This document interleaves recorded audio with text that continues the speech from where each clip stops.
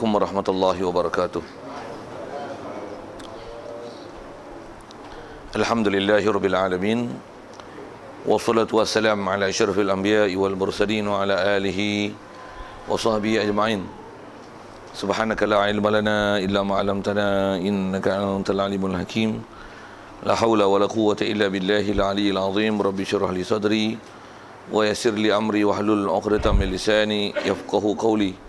Allahumma aftah alaina bi futuhil arifin bik. Allahumma ja'alna minal ladzina yastami'una al-qawla fayattabi'una ahsana. Allahumma alimna mimma jahilna wa anfa'na bima 'allamtana wa zidna ilman nafi'a ya rabbal alamin. Qala Syekh Musannif rahimahullah ta'ala wa nafa'na bihi wa bi ulumin fid dharain. Kita di muka surat 5, kata Musannif pasal pertama, hukum mempelajari sifat 20. Bahasan pertama pada menyatakan adakah wajib belajar sifat 20. Hadirin sekalian, pertama sekali marilah kita syukur, terima kasih kepada Allah Ta'ala. Syukur kita nikmat hidup yang masih Allah Ta'ala beri hingga ke hari ini. Lebih-lebih lagi kita syukur Allah Ta'ala yang diberi kita Islam sejak pada lahir lagi. Apatah lagi yang Islam diberi pada kita, bukan Islam baka dan keturunan saja, tapi dijadikan kita boleh ke masjid, ke surau, ke majlis ilmu. Dengan itu dijadikan kita pula boleh memahami ajaran-ajaran yang diajar, yang datang daripada Nabi kita Muhammad SAW, dan dijadikan kita pula hati sanubari kita begitu mudah untuk menerima, mengiyakan, membenarkan semua ajarannya. Apatah lagi syukur kita Allah Ta'ala jadikan boleh pula taat ikut perintah Allah Ta'ala, tinggalkan larangannya. Begitu juga syukur kita Allah Ta'ala berikan kesihatan, kelapangan masa, diberikan pula keupayaan untuk hadir untuk salat maghrib berjemaah. Dalam masa yang sama, semua nikmat itu diberi pula untuk boleh berada dalam majlis ilmu, untuk kita meneruskan bulan ini meneruskan bacaan kitab daripada kitab Khulasah Sifat 20 yang telah kita tangguhkan hari itu kerana sedikit peristiwa banjir, hari itu tak dapat hadir. Jadi insya-Allah kita manfaatkan pertemuan malam ini menyambung kitab kita muka surat 5. Kata Musannif rahimahullah ta'ala, pasal yang pertama, hukum mempelajari sifat 20. Jadi hadirin sekalian, insya-Allah kita baru nak mula masuk kitab perbicaraan ni. Jadi yang lepas dia bicara tentang kepentingan ilmu tauhid, tentang datangnya nabi-nabi dan rasul, membawa perkara yang mula-mula sekali adalah bab akidah. Baik. Jadi pasal pertama ni nak membicarakan hukum mempelajari sifat 20. Okay. Jadi bahasan pertama pada menyatakan adakah wajib belajar sifat 20 ataupun tidak. Tuan-tuan tolong jawab tak? Wajib? Ada pendapat kata tak wajib lah, bid'ah. Memang ada berlambak-lambak. Tuan-tuan tengok buka YouTube, tambah-tambah tengok video yang saya punya tu. Oh, dia respon bagusnya. Oh, mengarut belajar sifat 20, popeng macam-macam lah. Ada yang setuju, ada yang pro, ada kontra. Sikit nak sebut macam ni, tuan-tuan dah jawab tu bagus lah kan. Pasal tuan-tuan yang tak setuju belajar sifat 20, tak tunggu majlis ni, mesti belah. Baik. Jadi soalannya dia kata adakah wajib belajar sifat 20. Memang kitab kita ni kalau tuan-tuan rajin baca pun, baca tu boleh faham dah apa dia nak sebut. Tapi kalau kok baca dengan huraian tu, kok lebih dalam lagi, dia nak sebut tentang bagaimana hukum belajarnya kan. Sikit saya sebut awal-awal dulu sebelum baca apa pernyataan dia nak sebut. Pertama, kalau kita lihat dari segi sifat 20 tu sendiri, ada tak ada? Memang kalau tanya zaman Nabi, Nabi ajar sifat 20. Kalau nak kira Nabi tak ajar, dengar saya sebut, Nabi ajar tak fiqh? Atas nama fiqh dia tak ada lah. Dia ajar tak tasawuf? Dia ajar indirect, bukan direct. Maksudnya dia tak ajar, hari ni kita belajar tasawuf, hari ni kita belajar fiqh, hari ni kita belajar tauhid, hari ni kita belajar tafsir, hari ni kita belajar hadis, hari ni kita belajar nahwu, hari ni kita belajar sorof. Mana ada macam tu. Tapi apa ajaran dia yang memang disebut dasarnya Quran hadis. Tapi soal sikit, dalam Quran ada tauhid, ada fiqh, ada tasawuf, ada nahwu, ada sorof, ada tafsir. Dan bila semua ada. Tanya, ada ajar cara buat roti canai? Woi, soalan gila lagi. Ada Nabi ajar dalam Quran ajar buat cara roti canai. Cara buat roti canai ada. Tapi dia tak ajar lah cara buat tepung ke mana, uli ke mana, pakai kaki ke, mamak style ke, Cina style. Dia tak ajar lah itu. Tapi dia ajar prinsip. Apa dia? Tuan-tuan tahu buat roti canai? Tak tahu. Quran ajar. Dia kata apa? Fas'alu ahla zikri in kuntum la ta'lamun. Kamu tanyalah pada ahlinya kalau tak tahu. Nak sebut, ada benda yang diajar direct, ada indirect. Jadi sifat 20 ni memang tak ada lah Nabi ajar. Belajarlah sifat 20. Nak beriman, belajarlah sifat 20. Wujud, kidam, bakok, mukhalafah, lil wadis. Mana ada macam tu? Walaupun tak ada macam tu, cuma nak kata, memang tak ada langsung ke?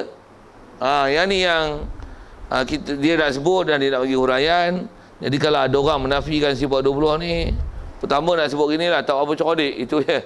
Kita tengok dia sebut. Tengok kita cerodik tak cerodik. Untuk kalau aku ada muskil tak setuju apa, duduk majlis ilmu sembang baru best. Ini menjadi keyboard warrior. Mana cik belajar pun dengan ustaz Google dengan ustazah Wiki. Mana jadi sikitlah sebut-sebut gitu tuan-tuan. Zaman kita zaman makin mencabar ni, makin belakang ni, ilmu tasawuf pun tak suka. Dia kata belajar macam ayat acak. Allah, pelik-pelik lah zaman lah ni. Tuan-tuan nak selamat, tuan-tuan duduklah majlis ilmu elok-elok, pilihlah guru elok-elok, duduklah majlis ilmu yang memang orang ada ilmu, mengikut ilmu salah silah daripada ulama dengan salah silah yang betul. Pasal ni atas orang ngajar agama ni, bersepah orang ngajar agama. Sekolah agama pun, Mak Tafiz pun bersepah sekolah agama Mak Tafiz. Tapi silap tuan-tuan ambil cara tak betul, lingkup. Saya kata lingkup siapa? Dapat pahaman tu tak betul. Baik, cuba kita tengok apa dia nak sebut ni. Jadi soalan dia nak timbulkan ni dan nak dibahaskan adalah adakah wajib belajar sifat 20. Kata dia di akhir-akhir ini timbul beberapa soalan, di antaranya adakah wajib belajar sifat 20? Adakah sahabat Nabi SAW telah belajar sifat 20? Adakah para tabi'in juga? Begitu juga tabi'in dan imam-imam yang 4 belajar sifat 20? Okey. Kata dia untuk menjawab soalan ini mudah sangat katanya. Dia kata mudah aja, kan gaduh-gaduh beban yang kepala otak. Kerana soalan ini kata dia serupa juga soalan-soalan yang mereka bentangkan seperti macam ni. Yang ni nak kena soal ni. Sama je soalan tanya sifat 20 macam soalan ni. Adakah sahabat Nabi belajar usul fiqh? Kok tuan-tuan tak belajar usul fiqh, tuan-tuan tak faham lah apa benda usul fiqh tu kan. Tapi ambil je lah soalan tu. Adakah sahabat Nabi belajar fiqh solat? Nabi khas belajar fiqh solat ataupun sifat solat Nabi? Ataupun Nabi belajar tak fiqh zakat? Dan serupa juga soalan-soalan yang ditanya, adakah sahabat belajar balaghah? Kok tuan-tuan tak faham lah balaghah tu apa. Tapi dia sebut ialah tentang dia satu ilmu kan. Begitu juga adakah sahabat belajar ilmu hadis? Adakah sahabat belajar ulum Quran?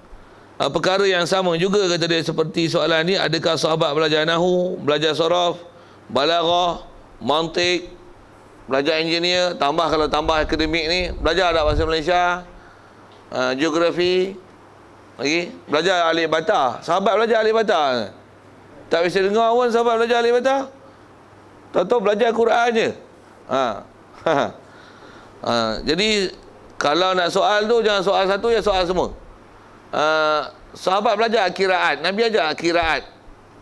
Tak ada selama subjek tu tuan zaman Nabi. Nama Nabi ada Quran hadis lah. Tu pun atas nama hadis. Tak ada nama pun ni hadis Nabi sallallahu alaihi wasallam. Tak ada bahasa macam tu kan. Ini qala Nabi, sabda Nabi. Pengistilahan hadis tu pun zaman sahabat mana ada istilah hadis Nabi. Itu adalah istilah yang belakang ulama yang create istilah-istilah tu, yang memang semuanya ambil bongkar pada Quran. Baik. Jadi kata dia sebenarnya soalan-soalan seperti ini sangat pelik. Satu, Musonif nak jawab tentu dulu. Kalau ada orang persoalan macam ni pelik sangat lah.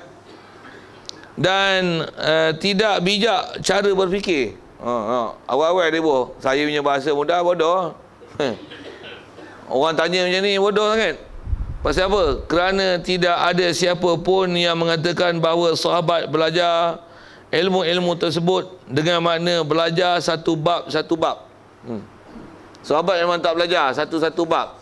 Kalau nisbah ilmu, nama satu-satu ilmu. Hatta kalau kata Al-Quran tu sendiri, sahabat bukan belajar surah Baqarah, Ali Imran, untuk daripada juzuk 1, juzuk 30, mana dia belajar gitu? Sahabat belajar tuan-tuan macam mana Rasulullah terima wahyu. Ni 1 ayat, ni 3 ayat, 5 ayat. Ayat ni lagi Rasulullah kata, yang ni buah tak ni. Yang ni sebelum surah ni, sebelum ayat ni, selepas ayat ni. Dia orang belajar itu, mana dia belajar ikut nama tertib surah. Bukan belajar macam kita. Jadi kalau nak kata bid'ah lah dengan bahasa tadi, kita belajar ni bid'ah belaka. Kalau dia nak belajar balik macam Rasulullah betul-betul yang kata ikut Quran hadis tu, belajar macam mana wahyu diturun tu. Belajar apa tu? Belajar Iqra' dulu. Bukan Iqra' alif bata tu. Hanya baca mula-mula Iqra' dulu.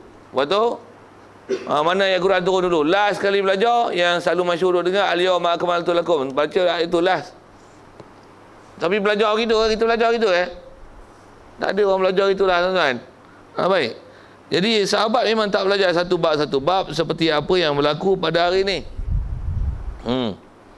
Contohnya kata dia hari ni belajar bab istinja. Lepas tu esok pula belajar fiqh solat. Lusa belajar fiqh zakat. Atau hari ni belajar tauhid. Esok belajar ilmu hadis. Lepas tu belajar ilmu tasawuf. Untuk nahu pula. Untuk pengurusan jenazah. Lepas tu takaful Islam. Buh pergi ahli takaful ada sini. Sehari belajar apa? Fiqh nisa. Lepas tu apa? Satu-satu. Tak pun belajar bab khas korban saja.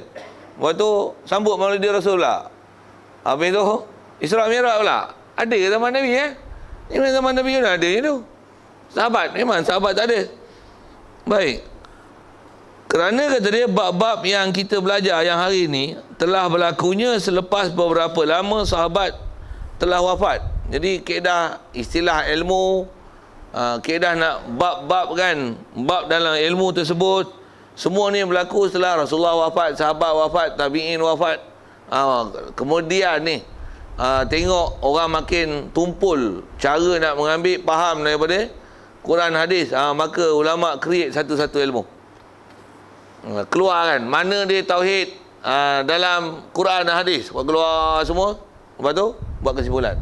Itu yang kita jumpa sifat 20. Contoh saya sebut mudah sebelum dia sebut. Misalnya tauhid kan. Tauhid mula-mula besar kali nak mengucap apa? Nak sebut apa? Nak convert kafir jadi Islam. Sebut apa tuan-tuan? La ilaha illallah. Memang pendek je. Apa yang menyebabkan keramatnya kalimah tu sebut la ilaha illallah, kafir dia jadi Islam? Mesti something there. Apa dia yang telah diambil oleh ulama dengan huraian bahasa, huraian balaghah, huraian kalimah la tu, nafi tu, ilah, apa yang dinafi, apa yang disebut, apa yang disisnakan, untuk apa masuk ilah, ilah ni apa sifat dia, apa ciri dia. Yang tu yang ulama syarahkan dapat ilmu sifat 20. Itu saya sebut awal Begitu juga nak semayang, jumpa fiqh solat Nabi.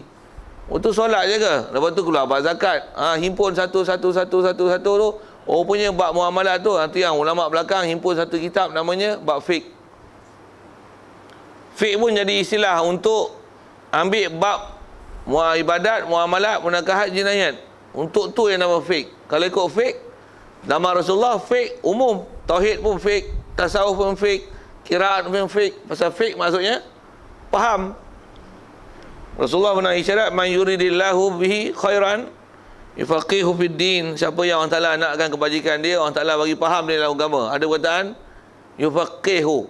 Jadi fiqh. Jadi fiqh umum zaman Rasulullah sendiri guna. Masuk fiqh ni apa? Reti faham dalam agama, tak kira bab apa pun. Tapi jadi istilah belakang fiqh hanya untuk bab-bab yang praktikal zahir ni. Itu yang ibadat, muamalat, munakahat, jinayat, istilah yang telah dipakai. Bila bab-bab yang akidah tak dipanggil fiqh, itu dipanggil akidah, dipanggil tauhid. Baik, jadi bab-bab macam ni berlaku selepas daripada lama sahabat wafat. Seperti itu jugalah sifat 20 berlaku selepas itu.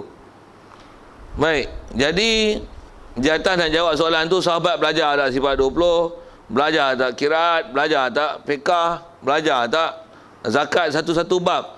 Jawabnya, sahabat tidak belajar sifat wujud pada hari ini. Kemudian esok kidam, lusa belajar baqa', mengikut bab dan turutan macam tu. Tulat Tulat tu kan. Tulat. Bunyi patah ni style. Qiyamuhu binafsi. Tuling. Wahdaniyah. Baca je lah Ustaz. Dia sebut tu kita baca je lah. Bahkan orang yang berkata demikian sebenarnya telah jahil dengan sejarah Nabi SAW. Jadi kalau tambah orang kata bid'ah tu, dia lah bid'ah besar sekali. Bid'ah tak mana tu? Bid'ah pasal dia kata kita belajar ni tak menepati kehendak Rasulullah, tak menepati kehendak Islam. Tambah pula dia tomah kata dia sifat 20 ni ambil daripada falsafah Yunani Greek. Ada pula falsafah Yunani. Tengok elok-elok. Kalau tak reti menari, jangan dikatakan lantai jungkat-jungkit. Sikit bahasa-bahasa itu kan. Baik. Kata dia, kalau ikut belum bagi jawapan tu, dia kata dia bubuh istilah tu. Orang ni tak bererti, orang ni sebenarnya jahil, orang ni tak bercerdik. Sebelum kita hendak memberi jawapan betul-betul, kata dia, hendaklah kita jawab bahawa macam ni dulu. Sahabat belajar semua ilmu. Jangan dulu. Tetapi bukan makna seperti mana sekarang. Sahabat belajar semua ilmu, tapi bukan belajar dengan cara kita. Kita belajar ilmu satu. Tapi sahabat belajar macam mana? Turun je Quran. Kalau katalah Quran tu ayat macam ni. Aqimus solah wa atuz zakah. Dirikanlah sembahyang, keluarkanlah zakat. Turun ayat Quran macam tu. Di situ sahabat belajar tentang perintah, ada fi'il amar, ada nahu situ. Situ juga sahabat belajar saraf, ada saraf situ. Ada balaghah, disebut aqimus solah wa atuz zakah, sebut umum. Aqimus solah, dirikan solat. Apa dia solat tu? Lafaz umum. Solat tu macam mana? Rasulullah detailkan. Jadi belajar usul fiqh, lafaz umum didetailkan dengan lafaz khas. Apa kita nak sebut? Faham itu aqimus solah wa atuz zakah. Belajar fiqh itu. Belajar fiqh itu. Jadi dia orang belajar pasal zaman tu ialah zaman turun Quran yang bahasa Quran dipakai harian. Jadi pula mereka pula orang-orang yang memang boleh faham direct daripada Quran. Jadi bukan perlu untuk ajar nahu, sorah apa situ. Bahkan turunnya Quran, macam mana? Dia boleh faham terus. Okey, yang dia kata sahabat belajar sebenarnya semua tu. Tapi taklah macam mana kita belajar sekarang. Dia bukan belajar satu bab demi satu bab, tetapi telah sentuh secara umum. Dia belajar secara umum seperti berlaku pada masa Sayyidina Umar. Orang Badui membaca, dia baca macam ni. Annallaha bari'um minal musyrikin wa rasuluh. Sedikit disebut kisah yang berlaku pada zaman Sayyidina Umar. Ayat ni pada surah Taubah ayat 3. Dia baca minal musyrikin wa rasuluh, itu ayat Quran yang betul. Tapi Badui ini baca dengan kasrah, baca wa rasulih. Baca wa rasulih, baca wa rasuluh. Makna lari langsung kan? Hanya dengan satu baris. Sikit soal. Tu zaman tu. Zaman Sayyidina Umar ni bukan jauh mana dengan Rasulullah. Agak-agak kalau tak diajar ilmu nahu, Quran tak dibubaris, tak dikeluarkan satu ilmu nak bahas macam mana nak berbaris dalam Quran, dan tak ada ulama-ulama yang bersusah payah mereka cipta macam mana nak membariskan Quran dan istilah-istilah pembarisan. Macam mana nak berbaris. Tambahlah ni bukan saja baris, siap color lagi. Siap color lagi supaya Quran boleh dibaca dengan betul. Kalau tak ada tu, apa akan jadi? Kita lah ni tuan-tuan, kalau belajar ilmu tulisan je pun. Tu pun berapa bulan nak habis tu. Belajar tajwid je pun ada yang tak khatam lagi. Itu tajwid. Yang tu yang tak khatam. Ada yang tak khatam. Yang ni tak belajar langsung pun ada. Hukum nun mati tak boleh bilang apa dia nun mati, mim mati apa dia. Hukum mat, mana mat badal, mana mat far'i, mana mat asli, mana mat far'i. Itu belum tanya makharijul huruf, sifat huruf. Sahabat memang tak belajar atas nama sifat satu-satu, tapi kalau pandang dari segi indirect, yang maksudnya secara tak langsung, mereka belajar semua tu. Mereka belajar semua tu. Baik. Jadi kalau ikut balik pada kisah Sayyidina Umar ni, dia baca dengan warasulih, membaca dengan baris di bawah pada rasulihi.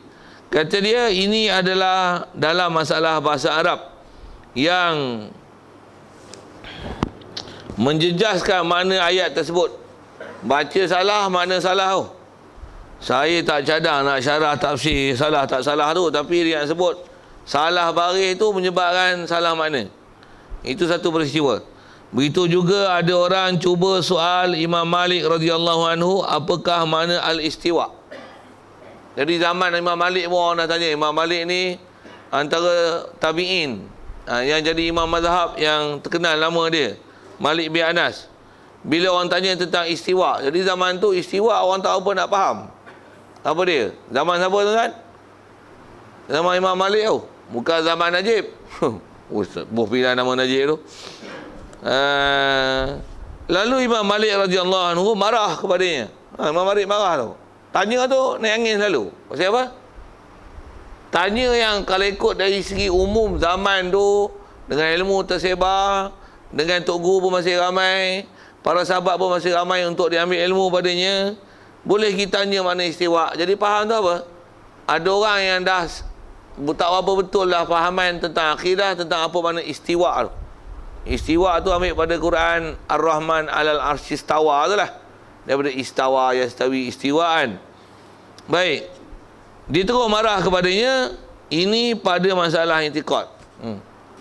Jadi faham tu bila marah, apa maksudnya? Ada orang dah fahaman tak betul. Jadi macam mana nak pergi betul? Nak ajar macam mana? Kalau dulu ambil Quran bahas, ambil Quran bahas, ambil Quran bahas, ambil Quran bahas. Cuma dengar elok. Al-Quran bahasa apa kan? Bahasa Arab. Tuan-tuan ngerti ke Arab? Nak baca kitab Jawi tak apa, tak boleh. Kitab ni tengok Jawi, Jawi. Tu pun lari lah. Yang kata nak baca Arab. Jadi kalau bahasa Arab macam mana? Mana tuan-tuan ada keupayaan nak faham Arab? Satu ulama buat macam mana? Dia buat satu ilmu, ini disiplin. Ini format. Kalau kita belajar sifat 20 tu, yang ini disiplin, ini format dia. Apa dia. Makna nafsiyah salbiyah, yang walaupun kita belajar 20 mengikut atas nama Abu Hasan, Abu Mansur Masturidi, 2.13 mengikut Abu Hasan Asy'ari, walaupun belajar setakat tu, tapi insya-Allah bab ketuhanan ni tak ada benda yang tertinggal bahas. Walaupun hanya belajar, kalau ikut Abu Hasan, hatta mengikut kaedah Abu Hasan Asy'ari yang 13 sekalipun, tak ada benda yang tertinggal dalam bab ketuhanan. Dengar elok ayat tu. Pasal apa? Pasal mereka dah buat satu format dan rumusan. Ni, belajar ni tak silap lah bab lain. Tapi kalau tak belajar hak 20 ni ataupun 13 ni mengikut Abu Hasan Asy'ari, apa jadi? Mesti ada silap. Satu, kita duk tengok keliling kita, kadang-kadang tengok orang ni PhD akidah, tasawuf, fiqh, balik Mesir, Jordan, apa seumpama tu lah. Bunyi pun Al-Hafiz, Maulana, Syekh, tapi ajar akidah tak betul. Ajar tak betul bab akidah. Macam mana nak tahu betul tak betul? Tengok format yang ulama sebut, apa dia? Ini saya lontar gitu aja. Jadi yang ni masalah i'tiqad. Baik, dan banyak lagi lah kalau nak sebut contoh-contoh peristiwa yang telah berlaku yang kita boleh bentang di sini. Yang dia sebut peristiwa ni, peristiwa macam mana? Peristiwa yang bila Rasulullah wafat, sahabat seorang tak ada, lepas tu diikuti dengan zaman tabi'in. Jadi ilmu ni semakin longgar. Semakin longgar. Sikit tuan-tuan jawab tadi tengok. Zaman sahabat tabi'in pun longgar. Ni zaman Najib ni macam mana? Bila guna Najib kan, pasal dia PM kita kan. Tuan-tuan tak apa setuju dia punya PM, dia di PM tu macam masalah. Saya pun tak apa setuju. Tapi dah terlantik pasal dah ada majoriti apa tu. Dia kalau tanya PM kita siapa? Najib lah. Cakap takkan nak jawab Rosmah pula. Rosmah bukan PM. Sajalah saya melawak sampai-sampai tu tak gelak tak apa. Tapi saya nak sebut apa? Kalau zaman tu pun dah ada tak betul faham, zaman kita lah ni macam mana? Betul. Itu apa disiplin ilmu nak belajar? Ni lah kena ada disiplin. Mesti ada format. Bila format ni pula kita tengok makin belakang lagi format dia reka macam-macam. Syiah cara Syiahnya tu, yang Wahabi cara Wahabinya. Bila berlaku pertembungan format macam ni, anda buat macam mana? Balik pada kaedah ahli sunnah wal jamaah. Siapa ahli sunnah wal jamaah? Semua pegang mengaku ahli sunnah wal jamaah pula tu. Okey. Jadi dia kata kalau nak sebut contoh sejarah ni berlaku macam-macam, nak sebut kisah. Cukup 2 kisah tu disebut. untuk menunjukkan zaman dulu dengan zaman sekarang ni lagi teruklah krisis ilmu dia. Oleh itu, soal adakah sahabat belajar sifat 20, sebenarnya soalan ini sendiri pun dah salah. Soal pun dah salah dah. Pasal apa? Kerana masa sahabat adalah masa timbul bahan-bahan ilmu. Kerana semua ilmu dikaji dan diulas dan dipaham daripada mereka, daripada sahabat. Dan ambil faham daripada sahabat pun dengan ibarat kasar. Istilah ibarat ni maksudnya bahasa, tuturan, percakapan, syarahan, tutur kata yang kasar. Istilah kasar ni tak diperhalusi, tak diperdalamkan, tak di spesifikkan mengikut format kaedah ilmu macam mana kita belajar sekarang. Pasal zaman tu zaman orang mudah nak faham Quran. Pasal zaman tu zaman Quran turun. Jadi bahasa dia pakai ialah zaman bahasa Quran. Jadi sebut je orang faham terus. Sikit kalau saya sebut mudah tak faham terus. Rasulullah mula-mula dakwah dia ajar apa tuan? Mula-mula dakwah, La ilaha illallah, sebiji adanya. La ilaha illallah Muhammadur Rasulullah. Dia kata, Qulu La ilaha illallah tuflihu. You say this word, La ilaha illallah, then you be success. Cakap orang putih lah tu. Tapi orang putih tu translation lah kan. Kamu sebut je La ilaha illallah, kamu berjaya. Rasulullah sebut takat tu je tau. Dengar? Dan tuan-tuan tolong jawab saja soalan. Orang kafir marah Rasulullah dakwah yang tu. Siapa ni marah? Siapa ni marah? Kalau kita lah, kita sebut La ilaha illallah, orang kafir marah. Tak ada apa pun. Najib tak marah sebut La ilaha illallah. Tapi kalau bagi huraian, Najib pun marah. Ui, tengok saya dah bagi huraian sikit. Jangan kata Najib pun marah. Apa makna La ilaha illallah? Apa syarahan tu? Kita kena syarah tau. Oh faham. Sahabat tak payah syarah. Rasulullah sebut tu je melentin Nabi pasal Arab. Harap-harap Quraisy yang sembah berhala ni melentin Nabi. Pasal apa? Pasal dia faham makna La ilaha illallah tu. Tengok, zaman ni kita sebut La ilaha illallah. Kalau ni sebab orang kafir seorang tak marah. Najib tak marah. Tapi cuba syarah La ilaha illallah tu. Silap masuk ayat je. Tengok saya nak sebut apa. La ilaha illallah, terjemah sekali lalu macam mana? Tiada Tuhan disembah dengan sebenarnya melainkan, bila tiada Tuhan yang disembah dengan sebenarnya melainkan Allah, Allah saja yang Tuhan betul, okey? Lain pada Allah Ta'ala ada palsu, betul? Bila Allah Ta'ala adalah Tuhan yang betul, mestilah agama Islam menjadi agama yang benar, betul? Itu boleh tak terima prinsip satu Malaysia, boleh tak? Satu agama, satu bangsa, satu kebudayaan, satu agama, boleh?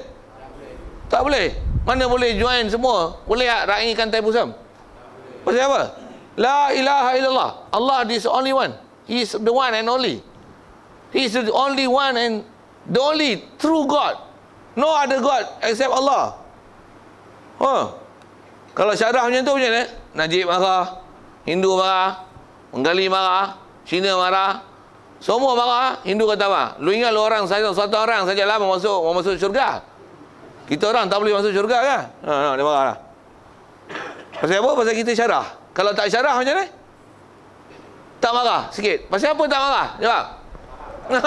Pandai. Untuk para sahabat zaman Rasulullah ajar La ilaha illallah. Kafir melentin. Bangun, bangkit, marah. Ni bawa agama baru. Pasal apa? Jawab. Saya dia mau faham. Tu yang jadi kat kita tu.